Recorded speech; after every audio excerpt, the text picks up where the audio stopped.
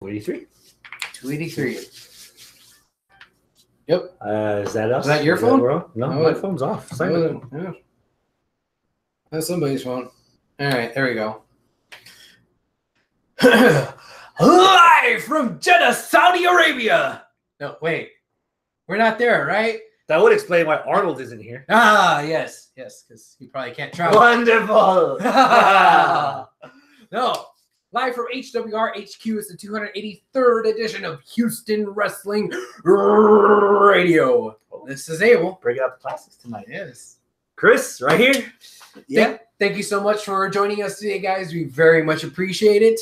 If you are watching us live, that's awesome. Log into your YouTube account or your Google account, and that way you could watch us and talk with us at the same time. I'll have you pulled up right here on my old handy-dandy smartphone. And if you want to say hi, ask questions, talk shit, call us out on our bullshit, fact check us, whatever, I'll see it, and I will try to involve you in the show as best as I can.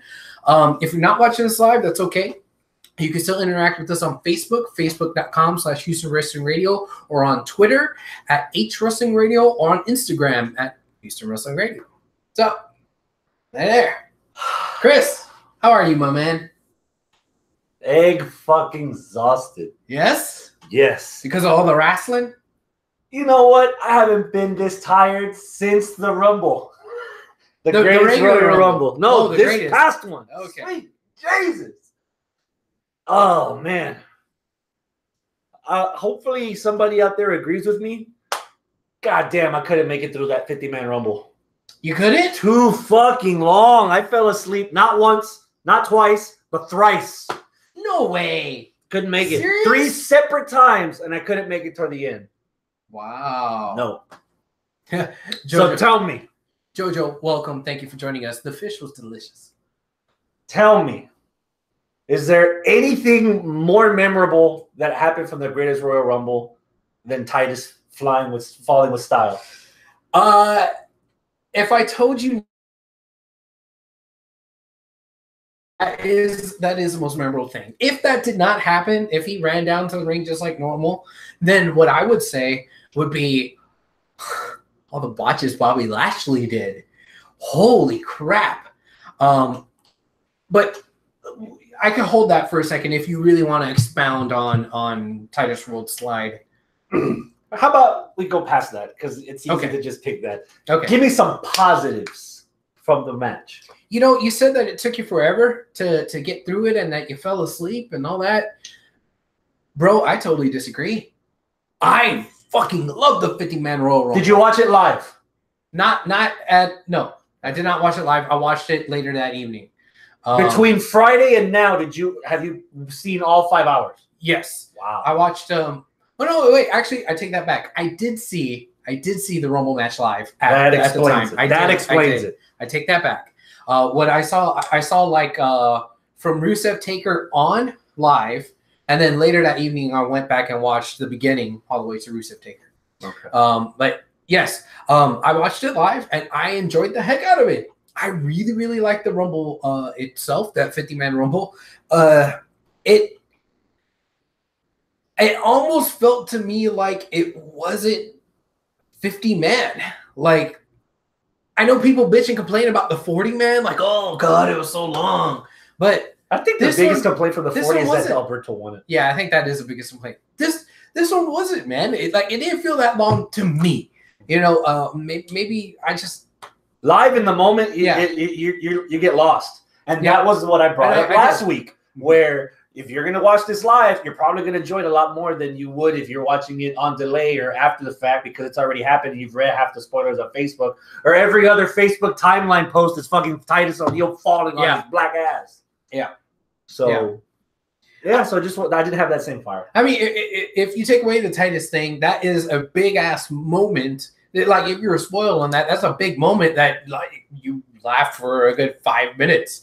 And I, in the moment, saw it, and I laughed for a good 5 minutes. Of course, this was before everybody, like, reposted and did GIFs and did memes and, you know, whatever. I felt like it was an organic, not in that it wasn't kayfabe, but organic in the sense that like the way the commentators were making fun of them, the way they showed the replays, but like way after, how I was laughing my ass off along with Cole and Corey. Like I felt like it was a good thing for the Rumble itself. But I could see how okay, I get it. I've seen it all over Facebook over and over and over. So by the time you see it, you're like, eh. Yeah.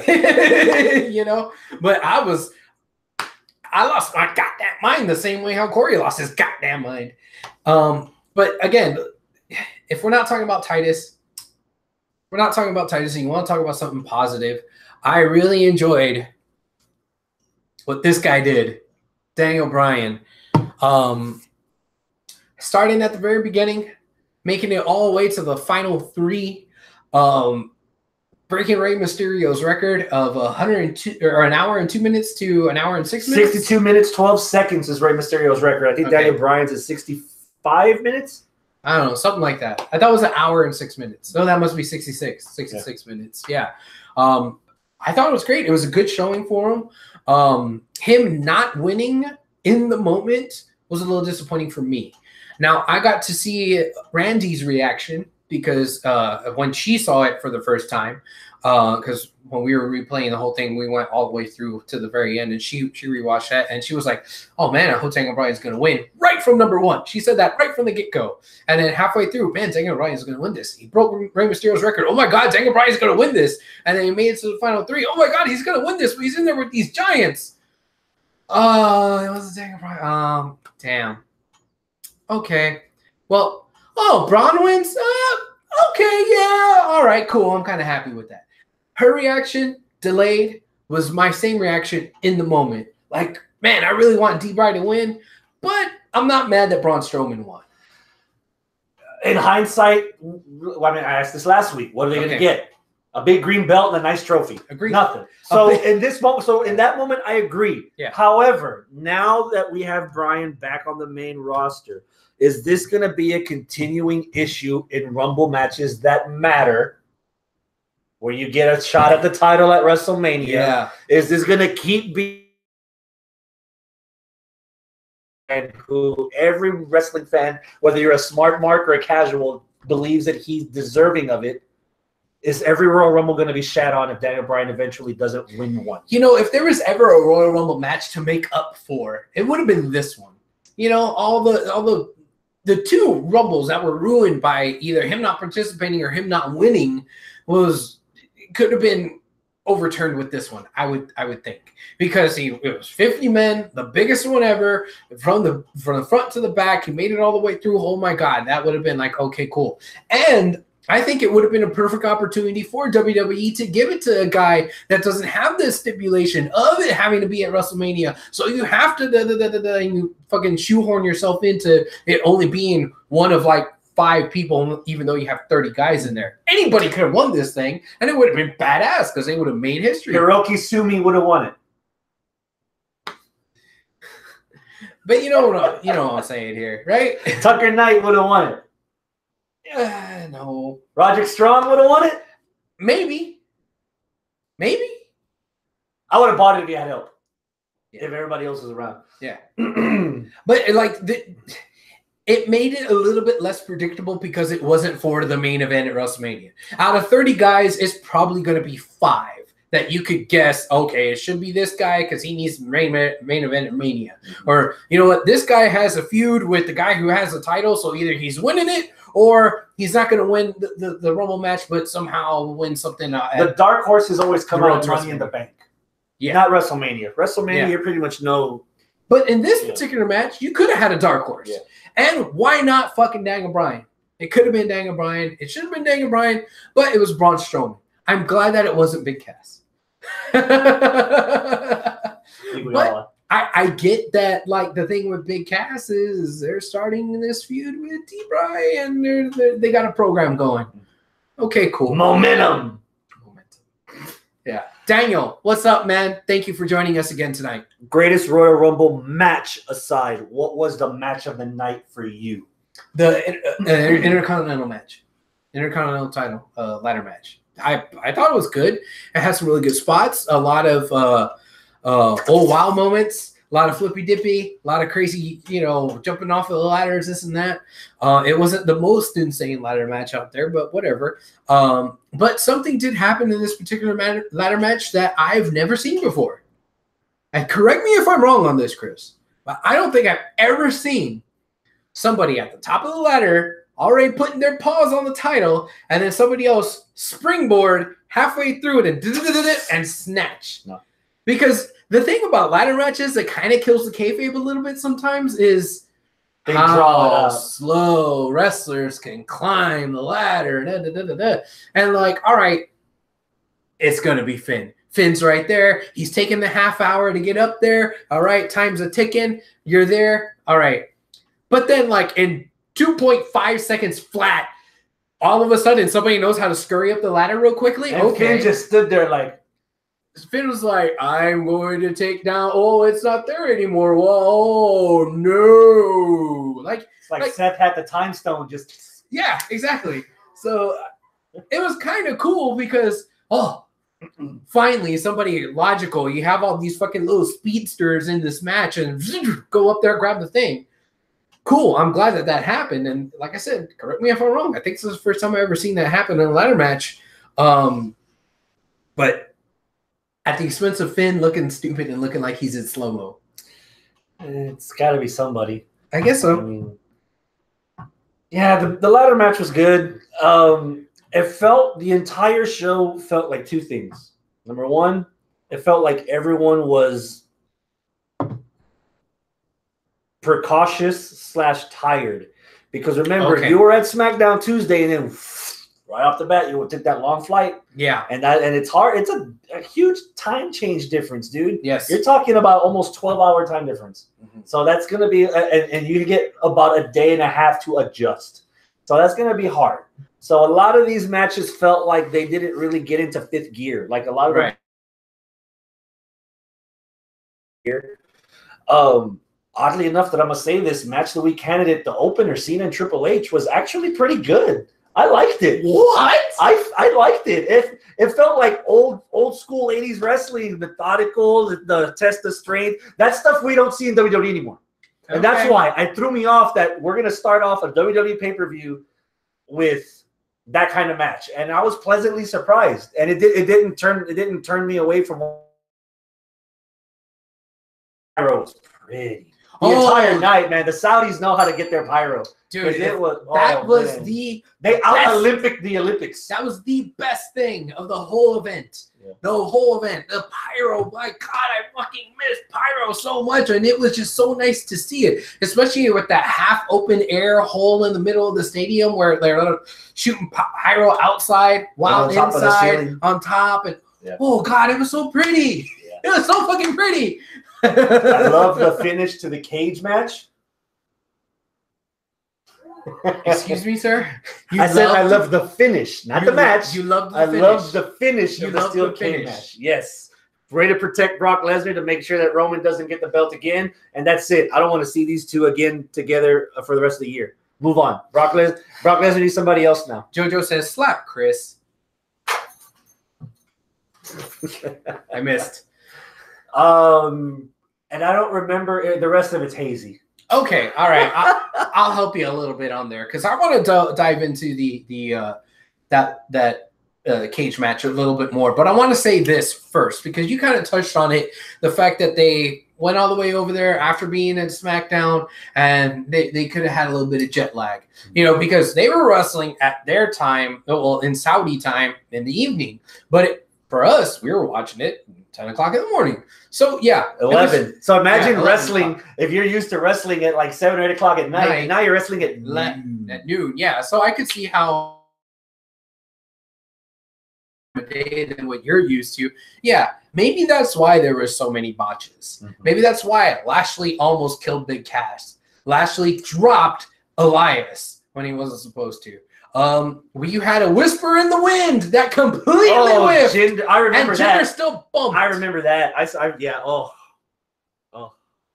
But this botch at the end of the cage match, because I think it was a botch, isn't necessarily a botch by the competitors in the ring. Maybe that was a botch by the people setting up the cage itself. Why?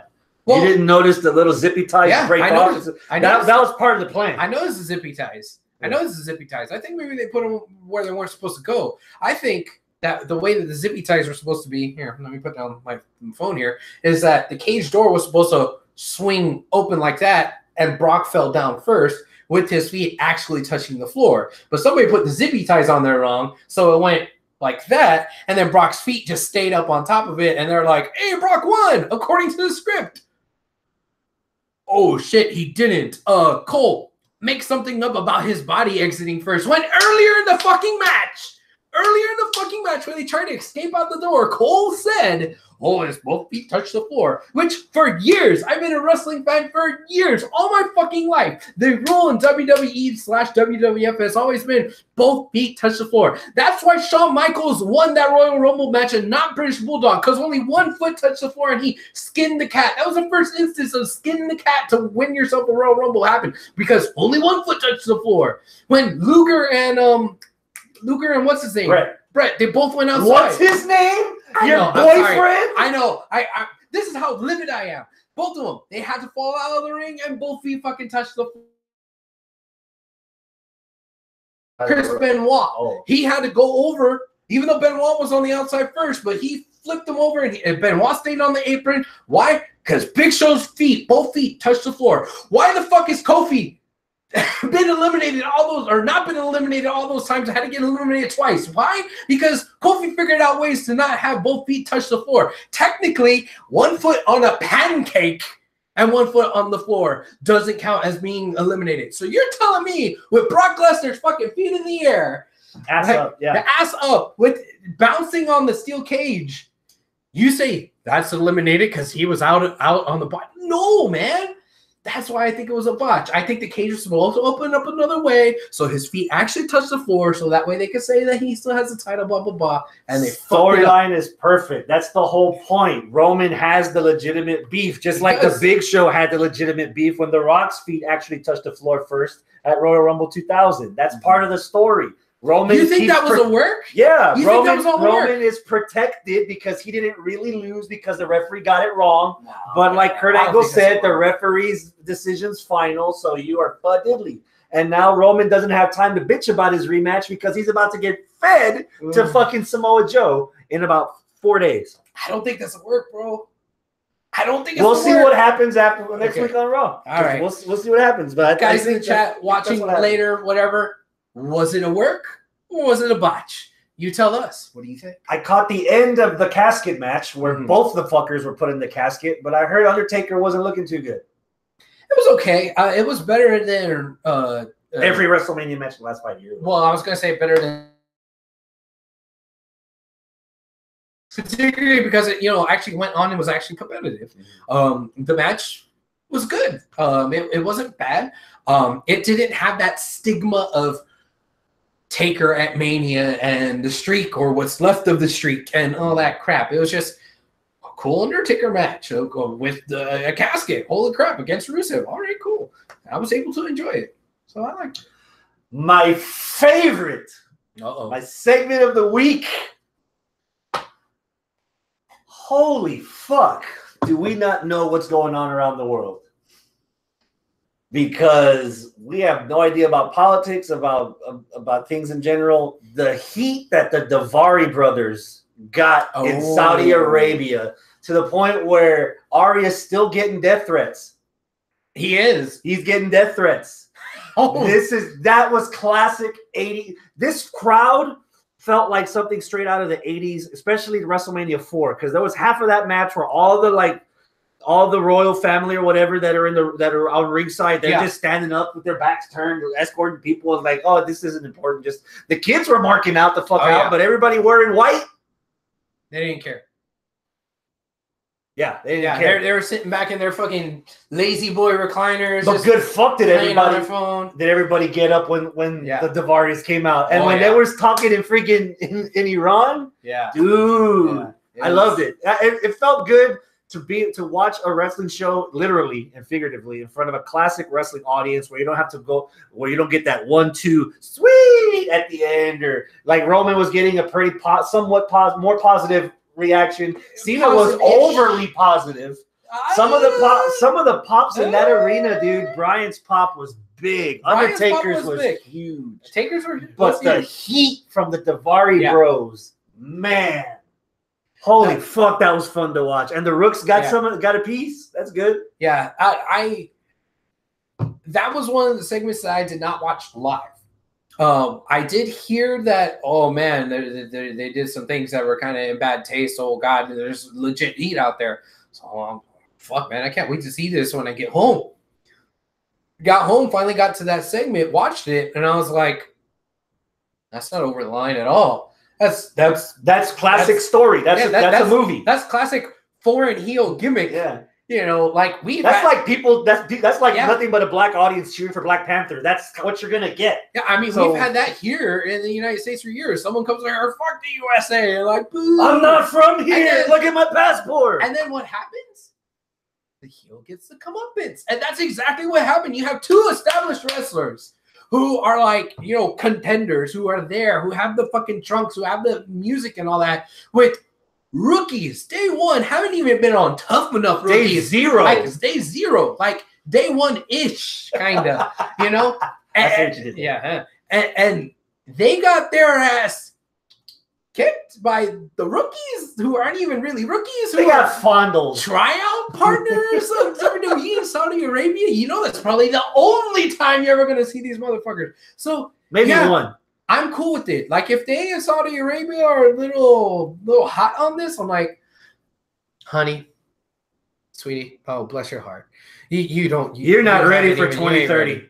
You ain't ready, honey.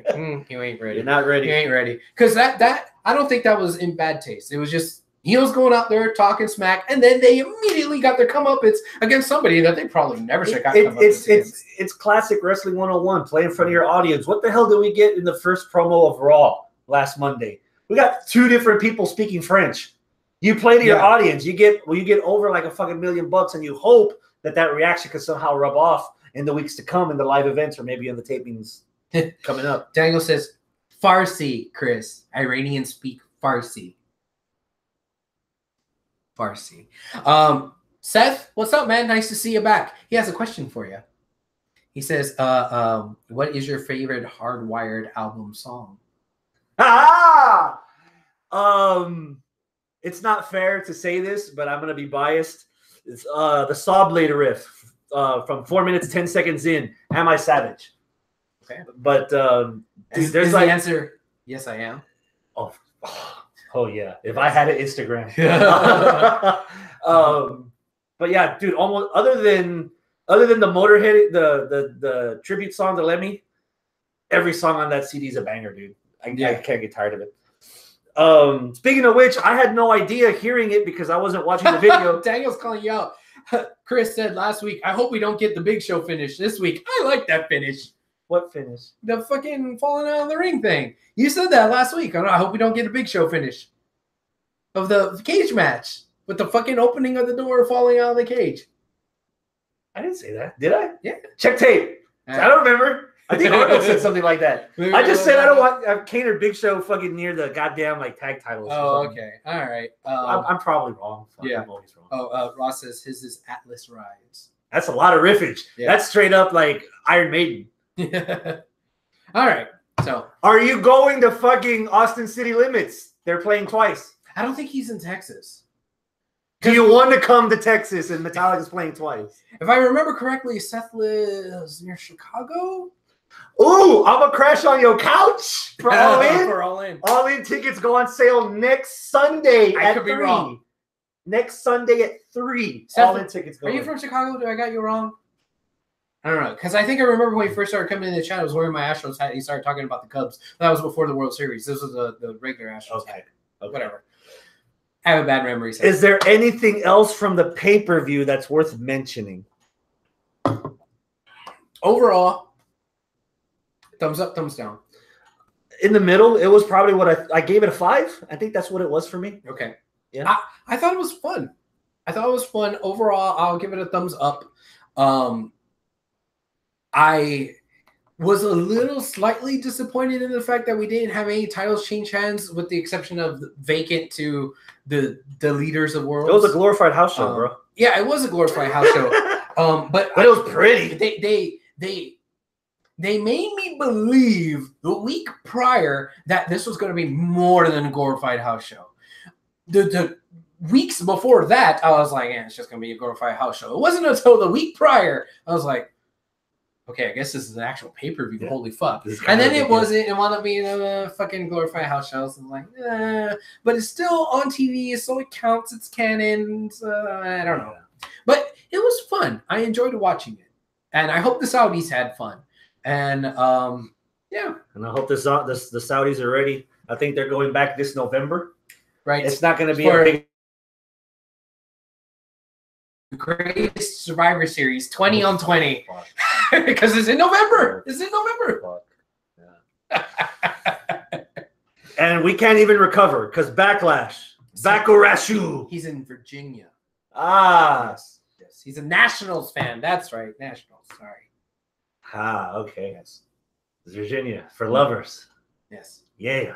All right. I remember when I drove through. Backlash is this Sunday. Oh, Backlash. Backlash. All right. Backlash. Do we have a card? The main event. Oh, geez. We're starting right from the get. No disqualification. Shinsuke Nakamura-san versus the Phenomenaloon. AJ You know what? We didn't even talk about that match from. Doesn't matter because we're talking about it now. Okay, we're talking about it now. Preach.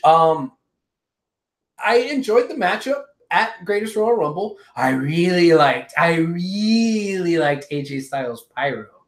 Oh God, it looks so clean. Oh God damn, that was so badass. But anyway, the match itself was better than their WrestleMania match. Nowhere near as good as their Wrestle Kingdom match from 2 years ago, but I digress. But it was better than the Mania match. Even though it had kind of a wonky finish with the double count out, but it kind of makes sense of the storyline. AJ was pissed off, so AJ kept. But there is still a low blow, which is great. I'm digging these low blows. I'm digging them. They're funny. It's something different when it comes to Shinsuke, and I think this heel turn of his it's really working for him. And the low blow thing is kind of. I don't mind that they're pissing off the marquee wrestling audience by having Shinsuke resort to low blows when you know what he can do. However, that comes back to the original case in point.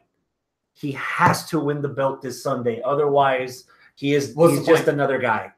He's Umaga.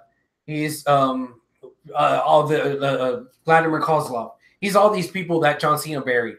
Mm-hmm. Except it's AJ doing the burying, which I don't mind AJ doing the burying, but to the point where I'm already past this match because SmackDown, AJ's got another threat.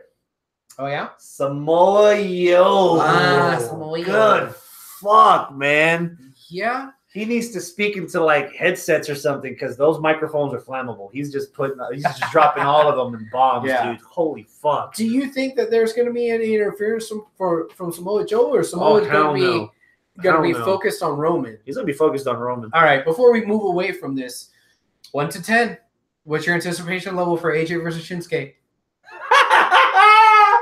5. It's dropping. I was at a 10 at Mania. I was at a 7 last week, and now I'm at a 5. Okay. But it will all be for wealth if they actually put the belt on Nakamura. Is that your official prediction? Yes. My prediction is I'm going with my gut. I'm going with my testes. Naka has to win this. Has to. Otherwise, I don't know what the hell you're going to do with him. My prediction is AJ's going to win. That way, because we just talked about it, they're already setting up Joe versus AJ. So what's the point if he loses the title? Joe was barking up the Roman tree. Hey, Roman, you're going to have a belt. I'm going to beat you up. Oh, now you don't have a belt. Hey, AJ, you have a belt. I'm going to beat you up. No, now AJ doesn't have it. Like, goddamn, how many times is that going to happen to Joe? You know? So, no. AJ's going to win. Put this whole Shinsuke Nakamura thing to bed. And anticipation level, I'm going to stick with the 7. Because they showed me a little bit more at the Greatest Royal Rumble. So I think this match could live up to the Greatest Royal Rumble, hopefully surpass it, and surpass, well, if it lives up to that, it's definitely going to surpass WrestleMania. But I want it to get to Wrestle Kingdom levels. I don't think we're going to see that in WWE, but I got high hopes. High hopes. Intercontinental Campione. Yes. Seth defends against The Miz. What you got? Seth versus The Miz. I think Seth's going to retain because I said this last week. I don't like the fact that there's 2 pay-per-views. Of course, this is when I was thinking Greatest Royal Rumble is going to be considered a pay-per-view. But I don't like the fact that there's 2 pay-per-views immediately following the draft where there's commingling and titles can be switched, but they're not going to get switched and this and that. And I thought the switcheroos were going to come at the Greatest Royal Rumble, but they're not. So it's like, I think Seth's winning it just to keep it, so you don't have to fucking muddy the waters with who's going where. And anticipation level, I'm gonna go with even though the Intercontinental ladder match was probably the best match for Greatest Royal Rumble, I'm gonna go with maybe a 7. I'm gonna go with a 6. Okay. I'm getting a little tired already of Seth Rollins and these matches that are built up as like the shit. It was nice in Montreal, but goddamn, I'm already sick of Seth and Finn. We've seen him 5 times already this year, and you haven't pulled the trigger on Finn. So what? So I have a hot take for Finn, but I'm gonna save that. Actually, I'll say that till we're done with the segment. The Miz in this, and I would like for my waters to be a bit muddy. Throw me a curveball. How do you fix the Miz? Because I remember the commentary saying specifically for the Raw tag team titles that if Cesaro and Sheamus won them, they would go back to Raw. So we could get this pre-match or even during the match that now that the draft is over, these titles are already unlocked for these brands. And if the Miz wins it, he goes back to Raw. So you don't take the belt with you to your new brand. You go back.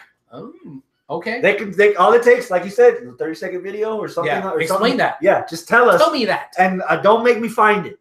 It's got to be on the pay-per-view. I don't want to find it on Tout. I don't want to find it on Pinterest. That's not a thing anymore. No, you need to tell me on the network when I'm watching. So not WWE.com exclusive. Mm-mm. Okay. And it's not exclusive if you're gonna fucking show it on Raw or pay-per-view anyway. God, fuck. So yeah, I got the Miz winning that. All right. Hot take. So you say you got Miz taking it and then going back to Raw. Yes. That way the Miztourage has something to do. Miztourage gets #1 contender matches against him.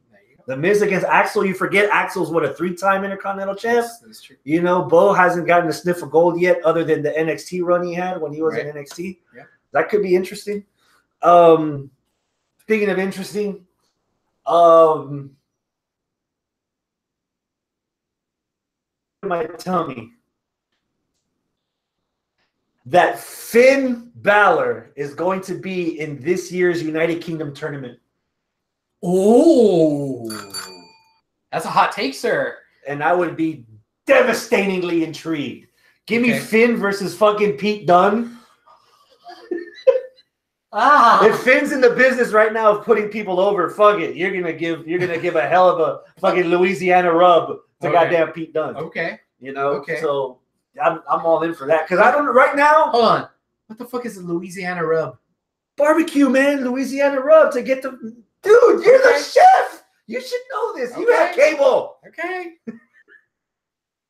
I don't know what you're doing with Finn right now. I need a clarification on that. Tell me, what are we doing with Finn right now? I don't know. Is he he forgot the rainbow colored shirt that one time he was in Saudi Arabia, but every other place he's supposed to be for everyone?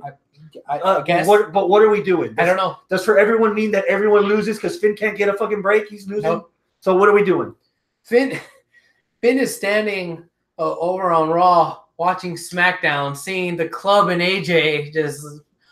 Seeing Ring of Honor Reborn. Oh my God, no. I want to be all by myself.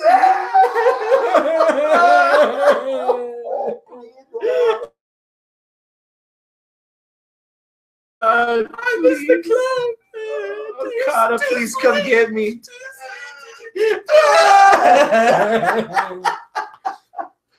Oh, that Summer's Eve got in my eye. Shit.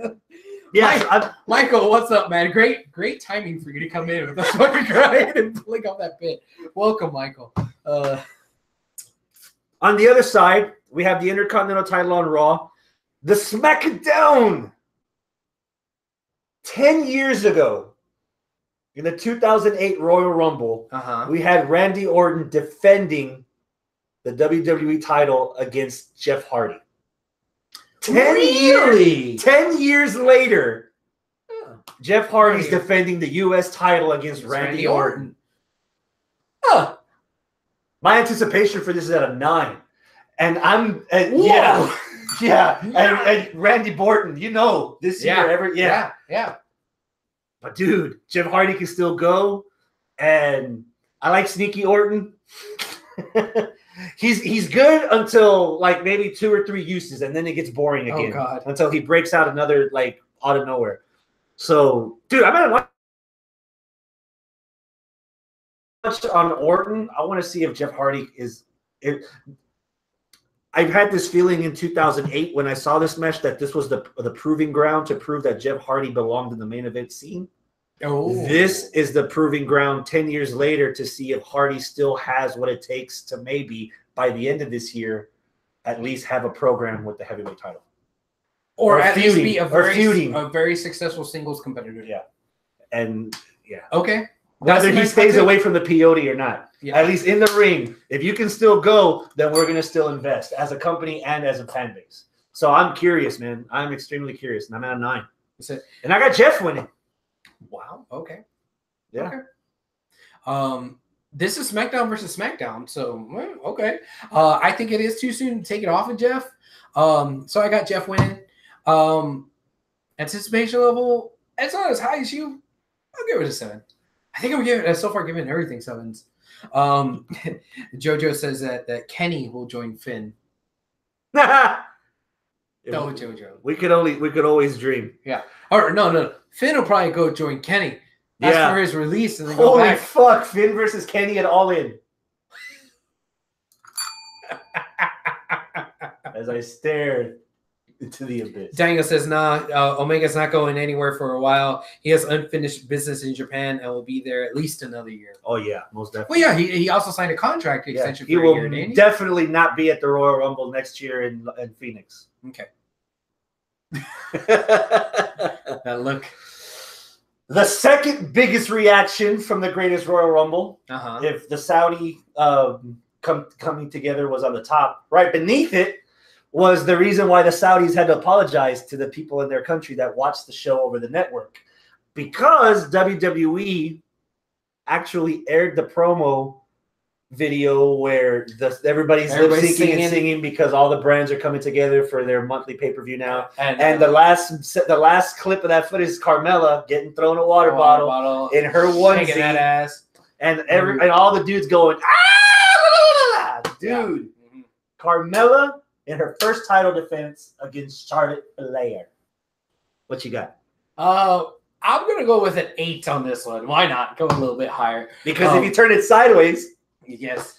I want to see Carmella get destroyed and then still win because of heel shenanigans and everybody getting pissed the F off. That's what I want to see. I think I'm going to see it. I think somehow, some way, the daughter of the dirtiest player in the game is going to get out dirty played. Somehow, some way. And everybody's going to fucking hate it. Hate it. Either it's going to be a straight up DQ or some sort of shenanigans where Carmella still gets the pin, but after getting her ass whooped the entire time, it was like thumb to the eye, throw salt in the face, get kicked into the ramp, and then the lightning scaffold falls on Charlotte, and the referee is blind the entire time. 1, 2, 3. Like somehow, something's going to happen. And I'm living for it right now. If I were a referee, I would be easily blinded. Have you seen the pictures of Carmella in a bathing suit that leaked on Facebook a few days ago? Yeah. I agree completely. I see a complete dissection, destruction, implosion to Carmella, but it's not going to come at the hands of Charlotte. Mm-hmm. So I've got Carmella winning this, and I will be very pleased of Carmella winning this. I'm also at an 8 for this. I'm curious to see how Carmella's going to handle now that she's got some shine on her. Daniel says Charlotte by DQ because of Aussie shenanigans. That too. You think the Iconics will get involved? Are the Iconics and Carmella like trying to be a stable buddy, or was that just a one-time thing? Fucking weird. Ooh. Is that a fucking hot take or what? Yeah, I guess so. Michael, he's asked this twice. Everybody's talking about SummerSlam. What about Money in the Bank? I'm not talking about SummerSlam. Well, I think you may have mentioned it, but I mean, we got to get through this first before we get to SummerSlam. The SummerSlam is what, 2 months away? Money in the Bank's happening. 3 months. Money in the Bank is in June. Okay, Money in the Bank's in June. May's Backlash. June's Money in the Bank. July, I think, is either Extreme Rules or Battleground, and then August is SummerSlam. Okay. Yeah. Are you more anticipated in Carmella's first title defense or in Nia's first title defense? Carmella's. Nia's I'm interested in. But I'm not interested in like I'm interested in her being a champ, and I want to see more about her, and I want to see her have a good run. But right now, this kickoff angle with her, it's like, all right, she's got to beat fucking Alexa again. All right, cool. What else you got? You know, like I'm just kind of waiting for this with her and Alexa to be over. I don't know if I think the Moment of Bliss promos are cute or cringy. I'm not sure because they're awkward. Yeah, because like it's kind of cute because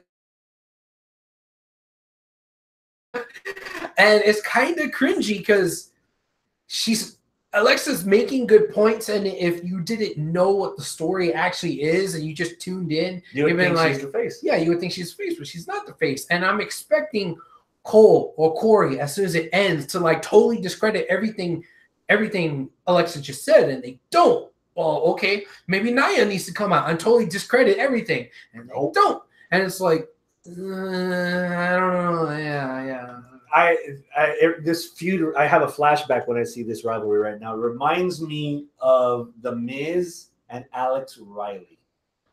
You've been waiting. You've been built up for months. Dude, Riley's going to turn on The Miz. Riley's getting fed up with The Miz. Riley's going to turn on The Miz. And he does.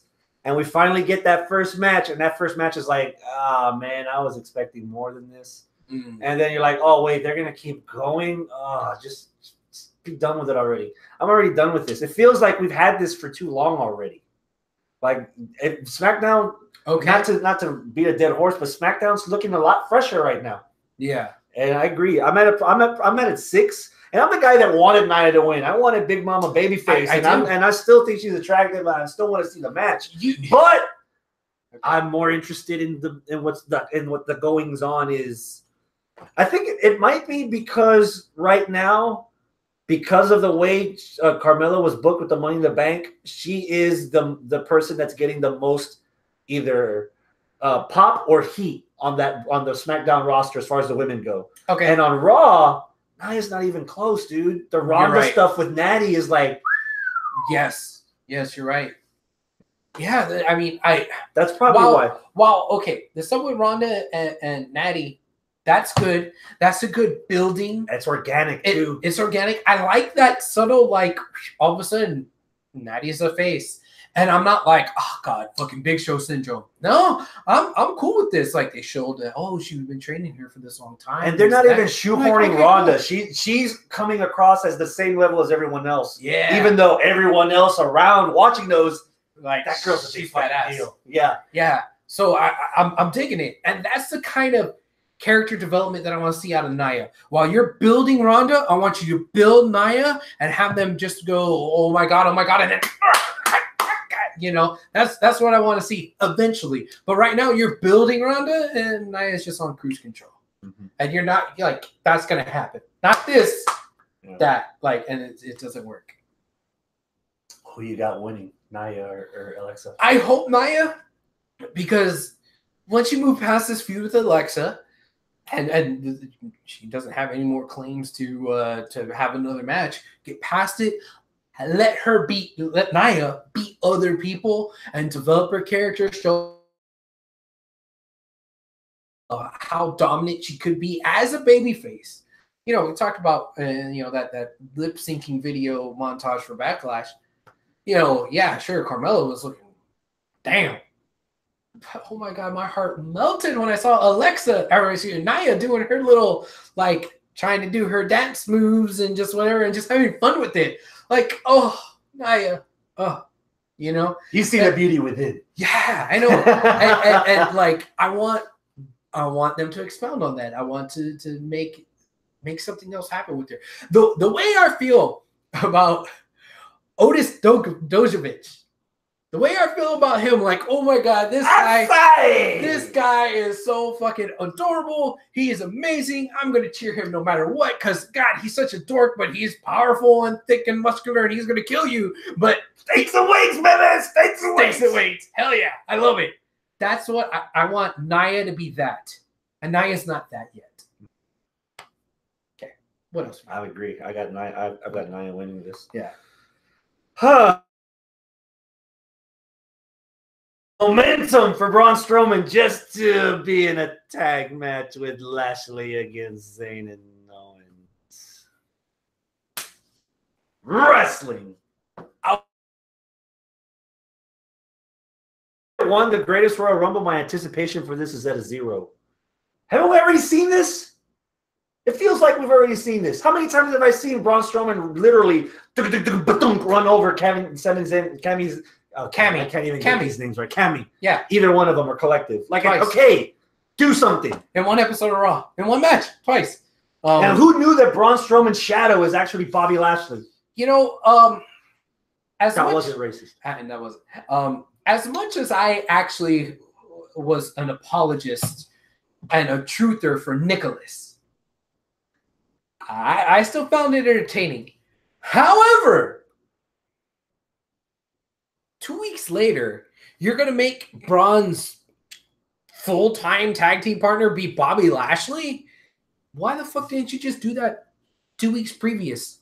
Why didn't you do that then? If that's all you're doing with Lashley, because you want to talk about how this is kind of holding Braun back? No, sir. I want to talk about how this is holding Lashley back, aside from my gripes about his botches, but that's a separate issue. I want to talk about Lashley here for a second now on his booking, okay?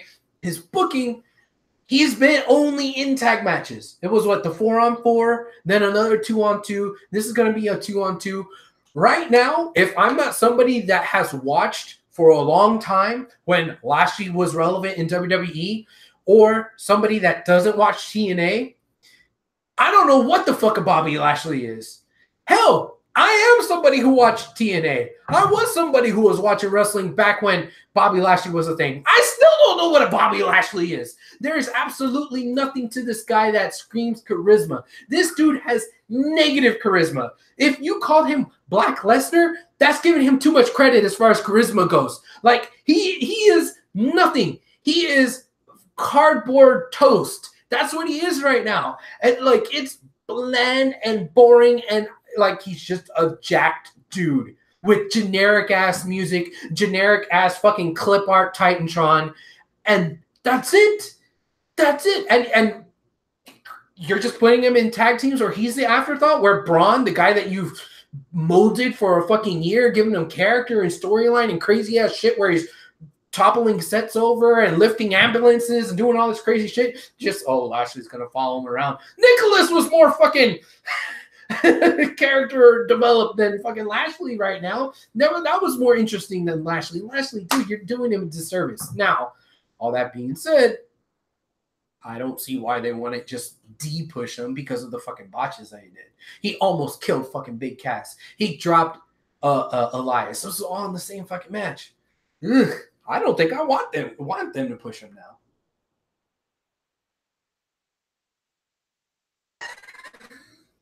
They should have just done this from the beginning and have Strowman and Lashley win the tag titles at WrestleMania. Then have Lashley turn on Strowman and have feuding tag team champions feuding with each other. While they're still tag team champions? While they're still tag team champions. They beat the shit out of their opponents, and as soon as the match is over, they go back to beating the shit out of each other. Like, goddamn, is it that hard? Like, I've said this ad nauseum. What made you want to bring Bobby back? Why aren't you doing that? They had a WWE, and here's the thing I hate about WWE's marketing. They had, like, I think it was a week ago or 2 weeks ago, they had a top 10 of Bobby Lashley's title wins. Not one mention of that shit on the telly. Not on Raw. Good point. Not on the pay-per-view. On Greatest Royal Rumble, nothing. You don't even announce that he's a former champion of any belt that you have on the roster. Right. You don't announce that he's been a former world champion in the other galaxies. Mm-hmm. You don't even announce that he's a former MMA guy that was in contention. That was an MMA champion. Mm-hmm. Nothing. You give Sonya fucking Deville credit as being an MMA person, which she ain't won shit. And you have the guy who was the champion of the #2 MMA promotion in the whole fucking world, and heavyweight champion of the #2 wrestling promotion, and you don't give him a fucking peep about. You know what this reminds me of? What? Balor. The one thing that he's known for. Oh, let's just take it away from you and see how you do. Yeah. I've actually have Owens and Sami Zayn winning because somebody has to turn on somebody. God damn it. This is already getting to Sasha Bailey territory. Either pull the trigger or get off the fucking pot. You're talking about with Cammy? No, I'm talking about with Lashley and something has to happen here.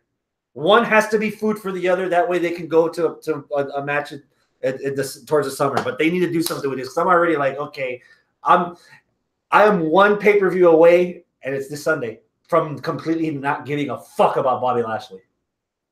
Okay. They need to do something about that ASAP. Yeah. So I got Braun winning because they're going to keep giving him wins. So yeah, Braun is winning this. My anticipation level is probably at a 5. And it should be higher because it's Braun fucking Strowman, Sami fucking Zayn, and Kevin fucking Owens in the match. And I love all 3 of those guys. And a brand new guy that you just debuted, the Raw after WrestleMania. That should be like, oh shit, this is a new guy. That got no fucking reaction last Monday. Yeah. None. So you got a new guy that should be hyped over, and then 3 guys that I already love, and I don't give a fuck about the match. Pitiful. Daniel Bryan against Big Cass. I'm at a 9. You're a story guy, so you're loving this. I'm loving this. I love what they're doing with Big Cass on this. Now, while I was disappointed that D-Bry didn't win the Greatest Royal Rumble, I do think that if he were to have gotten eliminated, it makes sense for him to be eliminated by Big Cass. Mm-hmm. The up-and-comer who's just kind of restarting his career now that he's not with Enzo. But it's 4th different theme song. Yeah, whatever. His theme song could use some work. Still. Yeah, it still can use some work. But there's something to Big Cass. And I don't think we've had a guy the size of Big Cass with the promo skills of Big Cass. I don't think we have. Did you watch his promo on SmackDown? Yes, I did. And I know it wasn't the best. He's not The Rock. Okay. It's not about being The Rock. It sounds like he's reading lines that are fed to him. Somebody in creative needs to just give him bullet points and just let him be himself. I've seen videos of I think some of that he is from the heart. Some of that he is. I don't know, man. I'm seeing nuggets in there, man. There's a little bit of shine there. You need to polish it up. It's a little bit of a diamond in the rough, but those are corn kernels on a big turd, brother. He's not Kane. He's not Big Show. He's not any of the other big guys that you ever had that their characters their promo skills have just been. This is a guy that can, not go out and I'm going to be big and I'm going to kill you and like Big Show can cry on a dime. Kane's about to run a fucking city. Yeah, I know, but it's not because of like wrestling promo skill. Like I get it that Kane's a smart dude. I get that, and congratulations on winning the mayoral candidacy and all that. But like, there's just something different about Kane. I mean, about Big Cass, and I could see it. And so far, the story is good. They're playing spoiler for this guy. This guy is the guy everyone wants to see win, and this and that. And they just took Big Cass and made him go. I've got Cass winning this. You know what? I do too.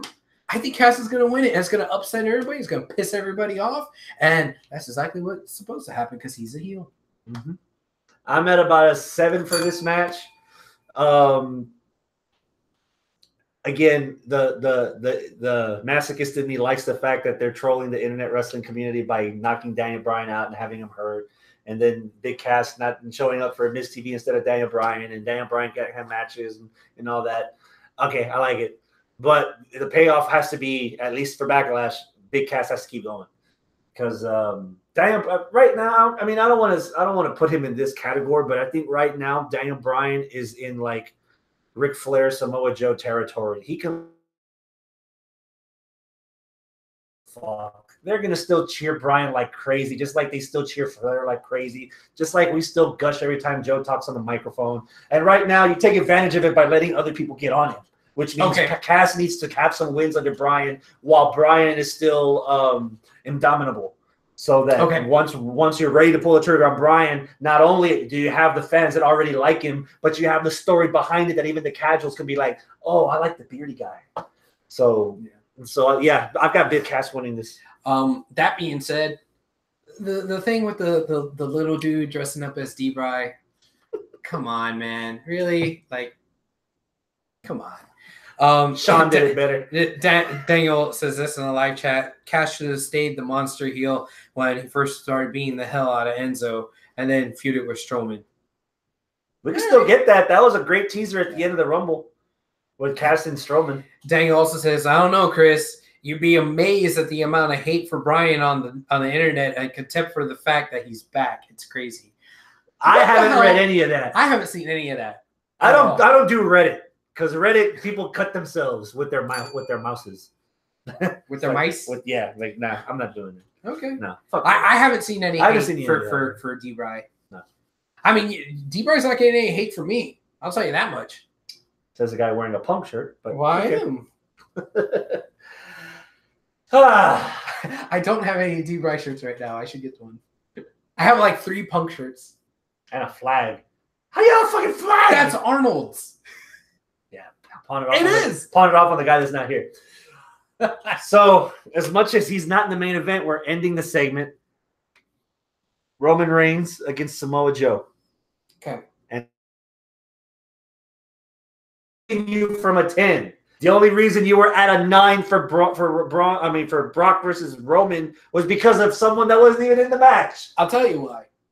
Why? It's not for the Universal title. Ooh. That's why. Inconsequential? Doesn't matter. Somewhat. Joe's already focused on AJ. Yeah. Roman's still bitching about he's the uncrowned brother. Yeah, because this isn't the what may come future. Oh my God, we finally got rid of this thing with Brock, and no, Brock's still the champ. Roman still has a claim to Brock, but let me take care of Joe in the meantime. Man, if Roman had the title, and this is less than a week or approximately a week away, you got Samoa fucking Joe. Oh God, what the hell's gonna happen? Oh, and by the way, Samoa Joe's on the other brand. Oh God, does that mean Joe's gonna go back? Imagine how even pissier the audience would be if you took the Universal Championship away from a part-timer and you gave it to a full-timer that's on the other brand. Yes. Holy shit. But none of that. No. This is just a match for no reason. It's opening the show, I bet. Yeah. And get the booze out of the way early. Yeah. Have the job happen because you guys know me. I like Samoa Joe. I like him a lot. He's probably your favorite. Losing. He's losing. He's losing. Roman's and I'm gonna still mark the fuck out on Tuesday when he's right face to face with fucking AJ. Yeah, I'm already over this. Like that. Yeah, it's obvious that like Joe's gonna move on to AJ because he's already had the beef with AJ, and Joe's gonna go back to feuding with Brock, and then we're stuck with this Trump versus Hillary with Brock versus Roman. It's like. You got a douche versus a turd sandwich. What are you gonna pick, man? I don't know. I mean, like, ugh. Like, I don't really give a damn. I don't care about either. As long as either one of them get the Koreans to unify, I mean, it's a win, right? I guess. I don't know. But overall, the entire shebang. 7. 7? I passed out a lot of 7s that sounded right. I think I'm at about a 6. Okay. I'm higher than the Rumble, but I'm still trying I'm trying not to get my hopes up. Okay. All right. Let's see if I missed anything here from the live chat. Usually when it's a 2-man show, it's harder for me to keep up with the chat. So I'm sorry if I didn't see all your stuff. Nah, dude. One of the dirt sheets in the comment section, they were eating Daniel Bryan alive. Okay, I guess so. Daniel also says people thought Reigns was getting jobbed on Monday night. That's funny. 3/4 of the match was Reigns. The double drive-by, and then were killed by doing that stuff with Owens and Zayn. Oh, okay. Yeah. All right. So that's that. Assorted musings. Okay. Is it time to break them up? Ooh, dude. Oh, man. No. When I saw Lana with her Rusev Day shirt, saddled up next to Rusev and, oh, yes, up to Rusev and Aiden English. Yeah, Mr. Guerrero. I was like, yes, I was excited. Hell yeah, we're going to have Rusev Day with Lana, and it's just going to make them bigger and better, and holy shit, bigger and better. Like, all right, yeah, maybe this stuff about him wanting to get released and go away, whatever, let's get Lana back on there that makes you comfortable. We're going to repackage and do some better stuff with you. But then when she immediately started teasing, like, hey, you got to lose the singing, man. So Lana's gonna turn Rusev heel, but the Rusev Day stuff is still over, and I have a whole year's worth of calendars.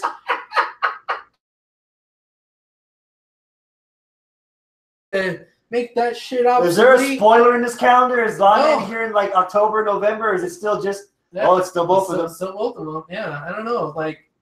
Oh, it's still both of them in December. Wait, did we get another one? Oh, Jack, wait, what? Oh, it's just Rusev by himself. Uh-oh. Okay. Yeah, I don't know. I smell a divorce. Yeah, dude, I don't know. Like, I want all three of them to be a nice, happy baby face singing for Rusev for his holiday unit. And it doesn't seem like that's what we're going to get, and I don't know. And I don't know. How about Elias getting over on Bobby Roode on Raw? I forgot about that. Because I'm just pulling shit out of thin air. Yeah, it's Bobby Roode. I don't care. You're cheering. You're marking out like a little girl. Yeah. Was there anything on 205? Is there not a cruiserweight match on the pay-per-view? No. Damn. 205. We had. Brian Kendrick. I'm sorry. Daniel's right. Rusev Day's entire shelf life is dependent on Aiden English. Yeah. Really? I totally agree. You break them up and then you don't have a fucking skinny little minstrel to sing your praises. Rusev Day is not going to work. I agree 100%. What if you separate them? And say English has a run-in with, I don't know, the Bludgeon Brothers or Sanity. And somebody out of the goodness of their heart says, you know what? I'm not going to let them bury you softly, brother. I got you. And then we tried it apart. It doesn't work. And then we come back together. At the expense of Lana? No, have Lana understand that, guys bond, bro bond can't be broken by a set of Hooters. So you just got to make it all work. Okay. Yeah. You and me. Her too. Simultaneous loving, baby. 2, 3. Simultaneous. No. Thanks, Chef. That's our South Park reference of the night. Yes, it is. All right. Tozawa and Tommy lost to Kendrick and Gallagher, and I think there's dissension now between Itami and Tozawa. Buddy Murphy destroyed some jobber. Yeah. And then the main event was Kendrick and it was Kalisto against versus Gulak. Kalisto versus Gulak, yeah. And Gulak won. Mm-hmm. Tapped him out, right? Yeah. Yeah. Okay, whatever. Yeah. It's 205. 205. Yeah, 205. Which is sad because I was kind of really behind 205 there for a while when they were leading up to Mania with the whole little tournament thing, and then I think the pay-per-view schedule's throwing a lot of things off. Yeah, that's what it is. I mean, yeah. All right, NXT. Let's talk about NXT. Let's. My match of the week pick. Don't tell me it's what I think it is Aleister Black versus Eric Young. Oh. Okay. Really? You didn't think I was going there? No. But I kind of want to amend that a little bit. Oh no. You gotta use both nuts. Listen what I'm gonna say. I think not only is that my match of the week pick, I think that's nestled into my segment of the week. The destruction of the Gargano wrestler. Yes, the destruction of Gargano. And then fucking Ciampa brooding on top of the that together, and then Aleister's gonna come out there, calls out Ciampa, and say it gets EY. And I was thinking, well, this match is gonna be quick, and he's gonna make short work of him, and it's actually a competitive matchup. He killed all three of them. Like, adios, welcome to SmackDown. But before the killing, it was a competitive matchup. Yeah. It was the best match I've seen out of EY since being in NXT. Hot take. Boom. I got a hot take for you. Okay. You think there's something between Aleister and Tommaso? The Black Heart and the guy between the darkness and the light? Because it just felt felt very odd that while Johnny's getting loaded into the van, Aleister, calm and cool with the belt, walks by and looks down at him and then just casually kept walking. But, when Aleister got in the ring, he was calling him out, and he got interrupted by EY. They call that was planned? It was planned that he was going to get interrupted by EY? This could just be a huge ploy. I think you need to take off your tinfoil hat, sir. Dude, Gargano's the only one to pin Aleister Black 1, 2, 3. Think that's not fucking with Black a little? That he doesn't want to lose his belt to the one guy that's already beat, the only guy that can stake a claim that he's beaten him? Nah. That he has to use his kryptonite, which is the guy that keeps beating the shit out of him. I'll say this. We'll see. Okay. I thoroughly enjoyed Adam Cole versus Oney Lorcan. Which Lorcan? Oney Lorcan. The only one we got. That was fun as That'll shit. never get old to me. I'm sure it's old to everybody else. That was fun as shit, man. Mm-hmm. And that promo, the four of them on the mic, dude. That Roderick Strong bit got me like a punch in the balls, dude. Why is it me against the world when I'm always coming up so short? Yeah. When I can just be with the Undisputed Era. Yeah, that was a great promo. Holy fuck. So good. Where was that a year ago when he showed up on NXT? Where? Where was that his entire goddamn career? God, he's had heel promos in Ring of Honor after he had finally beaten Jay Lethal in those 3 matches and got the television title. And then like 3 weeks later, he's like, nah, I'm going to be a dick. Nothing compared to that fucking promo on an holy shit, was that good. Mm-hmm. Did you catch Abel Andrew Jackson and Brennan in that last segment there with the killing of Gargano? No. Abel Andrew Jackson, shout out to him, local Houston independent wrestler. He was the EMT that was putting Gargano on the stretcher. Mm. And Brennan was one of the dudes standing backstage as they were taking him back to there, and there was all the wrestlers just kind of gawking and stuff, and there was Brennan right there. Brennan's like, I could have done that. Yeah, so I'm bigger than him. That was cool. I'm over 9,000. Yeah, that was a cool little mark out moment for little Houston guys there. But you won't make it to ROW show to see him when he's here. You make it see Brennan come back. You're not going to NXT house show to see Brennan in. I didn't go to that particular one that Brennan came to because I was busy, because I was at my own show. I have responsibilities. Heavy Machinery against the War Raiders. No, it wasn't against the War Raiders. No, they beat the shit out of these other gooks again. But now we're building up to, I don't know where that came from. We're building up to Heavy Machinery against the War Raiders. Building up to it, yes. I don't know if you just want to gloss over the fact that Sabatelli just kind of walked out on Moss. They're dysfunctional. You know what? Because Moss walked out on Sabatelli before. It's easy to boo Sabatelli because he just looks like a dick. This is true. I wouldn't mind seeing Riddick Moss, not so much like a babyface rah-rah sis boom bah, but be pissed off at the guy that's easy to be pissed off at and just do something with it. Okay. I wouldn't mind seeing those two wrestle each other. They've been wrestling around everybody else. I think they're sound enough in the ring. I haven't seen them fuck up enough for me to say, oh my God, these guys suck. Why not put them against each other? They got chemistry. They've been on the road a lot. Let's see what they can do. And a hot take on that, the gimmick never fit Riddick Moss. No. The gimmick fits Tino Sabatelli. Yeah. They're shoehorning this other guy that Riddick Moss was legit the scrub. TLC personified. Yeah. He's just like hanging on just to get like the leftovers. Yeah, yeah. Riddick Moss needs to get repackaged and do his own thing because that like super wealthy top 1%, but like we can't all be Almas. It works for Sabatelli. Doesn't work for Moss. No. But okay. But yeah. Trash compactor 1, 2, 3. As Daniel says here in the live chat, Tonka trucks versus bearded demolitions coming up.